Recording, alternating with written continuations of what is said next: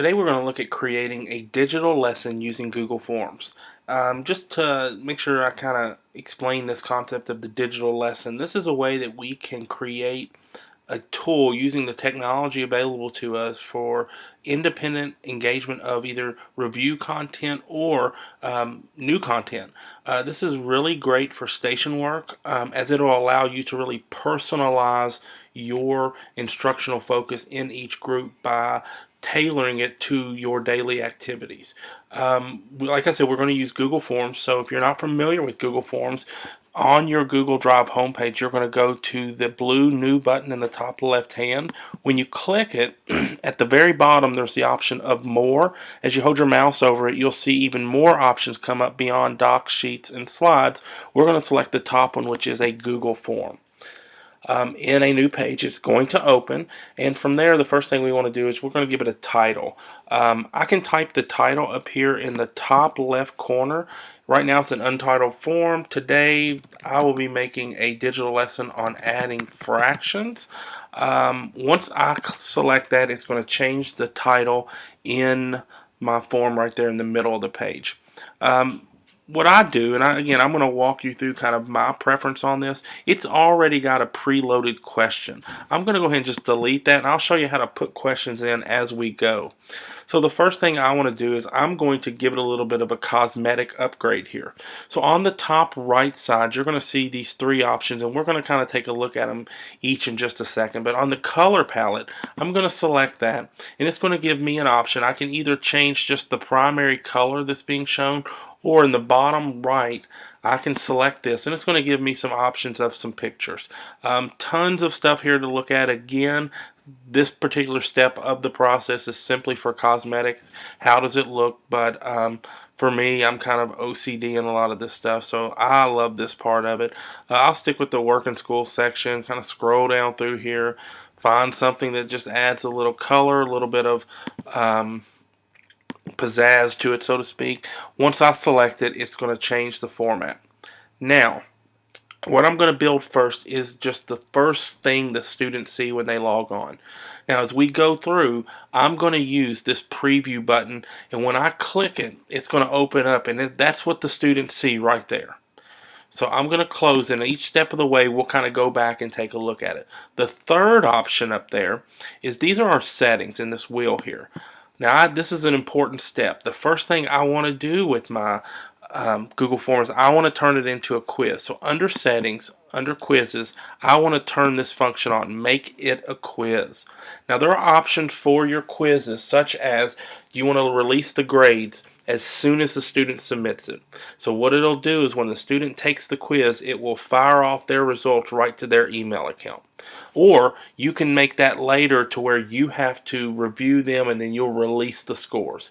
I typically just leave these kind of things as is. I want to make it a quiz, and then from there the presets really work to how I create the digital lessons.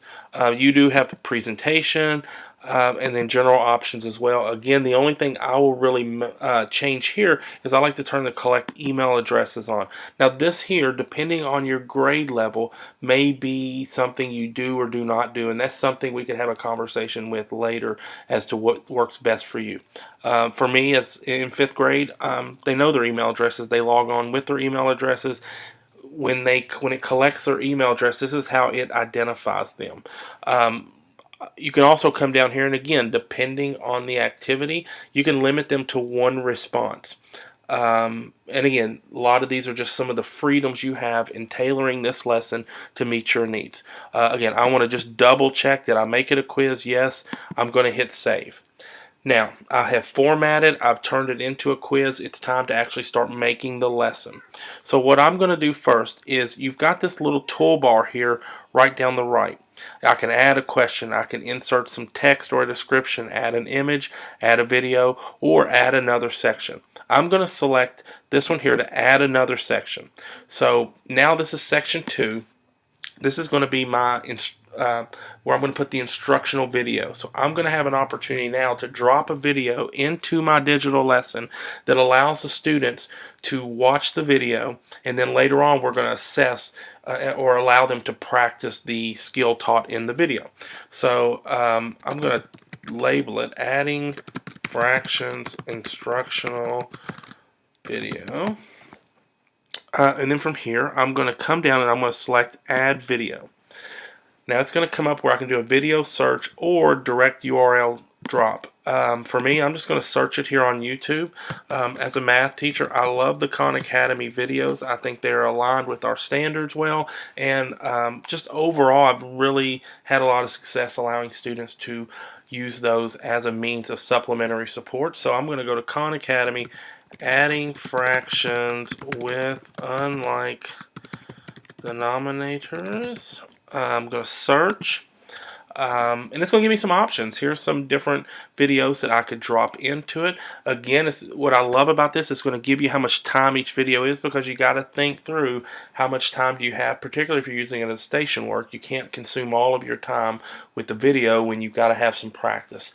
I'm just going to go with this first one. Once I select it, I'm going to select the blue button down here, select. Now it's inserted the video into my digital lesson. This little button here with the 3 dots, it gives you some options. With the video, there's not a lot you can do to it. I'll go ahead and align it from the center. But what I've done now is I've created the instructional video and my title. I want to stop. If I want to go take a look at it, hey, how are things kind of coming up? I went to my preview screen. Now from preview, it lets you see the actual view the students will look at. So adding fractions, I'm going to select next. Then it's going to come up with adding fractions instructional video. From here, I could just hit the play button. Let's say that we have a fraction, 9/10. And the student can sit there and watch it. They have the option of maximizing, so it does fill the screen, and so forth. So right now it's doing everything that I want it to do. I've got my video in there. I've got a title page. One thing I meant to mention earlier that you can do from your title page, you might want to just insert your learning target so student knows from the get-go what skill are you learning. I can add fractions with unlike denominators. So I've got a learning target. Again, you want to go check that out. Here's what it looks like. Learning target, I can add fractions. So again, continuing to personalize this. There's so much more you can do with this. You might even come down here. You can come down and say, your goal today is ...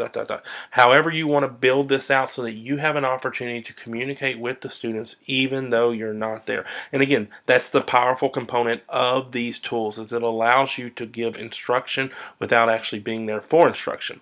Now I want to come back down to my section with my instructional video. So I've added my instructional video. Now it's time to come in and let's add some practice questions so that they can practice the skill we're learning about. I'm going to add another section. Once I add my section, it dropped my video, so I can move anything from section just to grab it. These 6 buttons here, and then I can move it. So now I have my section down here. We're going to call this learning target practice. So from here, they've watched the video, and now we want to give them an opportunity. Hey, let's see if you can demonstrate that you know how to use the skill taught in the video. So I've got my practice, and I'm going to come in and I'm going to add a question. So it's going to drop the question. Now there are different types of questions we can drop. The default will be multiple choice, but you have the option from short answer to paragraph to multiple choice. Checkboxes drop down. So there's a lot of different ways that you can kind of go about it. I'm going to go with the multiple choice here. Now once I get my question, now I want to format the question so that it is tailored to what I want. First thing I need is it starts you out at the default is only one option. I'm going to make sure I have so that I have the ABCD effect, 4 different total options. I also want to make sure this is a required question. The students cannot submit the form unless I click that and answer on this, so therefore this is required. Now let's add a question here. Hagen ran 1/2 of a mile yesterday, and we'll go with 1/3 of a mile today. How many miles did he run in? Oops. In all. So I'm going to go in and I can drop some answers in. Well, 1/3 plus 1/2 equals 5/6. So here's my correct answer. 5/6 of a mile. Then I'm going to drop in a few other.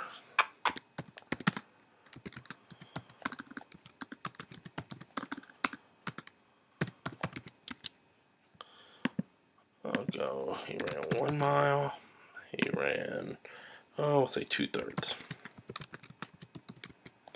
Now, I've got my choices in. Then I'm going to select the blue answer key button. Now, first thing I want to do is I want to assign this a number of points. You need to put at least 1 point. You can do, again, depending on how you operate your classroom, you have some freedom here, how many points you want this question to be worth. I'm just going to go with 1, and then I'm going to select which was the correct answer. You'll see the green check mark that comes up and says that.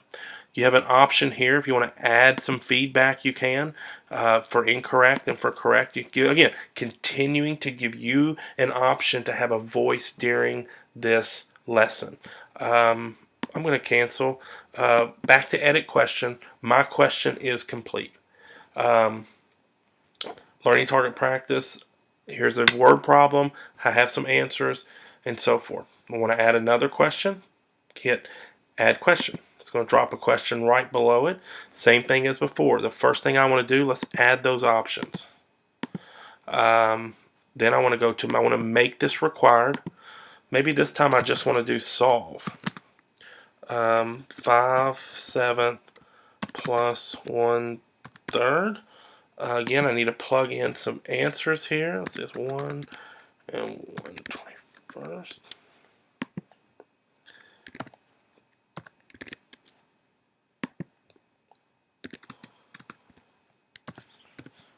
And we'll just say 5/6. Go back to my answer key. So once I've plugged it in, I've set it up, I want to make sure, a huge step here. I'm going to assign this worth 1 point. I'm going to select the correct answer. Back to edit. Now we'll kind of go back and just recap. I have my title page, instructional video, and then I've got a couple of questions. You can add as many questions as you'd like. You can also add different sections so it separates these so the students don't get overwhelmed. I can come here and say, hey, I'm going to add another section, and just to bring this down, and oh, it didn't drop. So I can grab this, and I'm going to put this question down here so that each section, this can be learning target practice 1. This here will be learning target practice 2. Now let's go take a look at it. So we go back up here to preview. Again, we're walking through it right now as the students will see it. First thing that pops up, adding fractions, learning target. I can add fractions with unlike denominators, and then your goal is, here you can be very direct and you can add rubrics. There's so much you can do with it. Again, your chance to voice into a group when typically you're not there. Next thing, we've got our instructional video. Then, adding fractions, learning target practice 1. All we have on this screen is the one question. I'm going to select my answer. Next. Here's the second practice. We'll select our answer, and then they submit it. Again, here's what they see. They can view their score. Once they're finished, it'll say your response has been recorded. Now, let's view your score.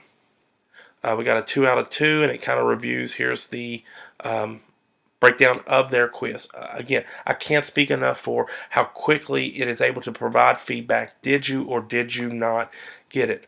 Now, once we have created, we've previewed, we feel good about it, it's time to get this to a place where you're able to allow the students to access it. For our 4th and 5th, really the best place to hold these or to be a place to access them is through Converge. For the younger grades, I would encourage you to do Google Classroom, which is a video that I'm going to be doing actually next. So we'll talk about how to set up a Google Classroom and connect it to tools like these so that your students can find them. So when I want to share it, what I'm going to do is go to the white send button in the top right corner. I'm going to do the URL right here, and from here you can copy this link and copy it onto your Converge page or your Google Classroom, which will be a place where the students can access it from. So again, great tool, great way to be in the classroom, or in the group, should I say, without really being in the group. And as I continue to evolve my thinking on just that digital lesson, this is a huge tool to allow us to personalize learning in a way that students are able to be connected with on what's going on in our classroom within the rhythm of our curriculums. So I hope this helps. Again, my plan is to make the next video on Google Classroom. I hope you will come check it out too. Thanks, and talk to you soon.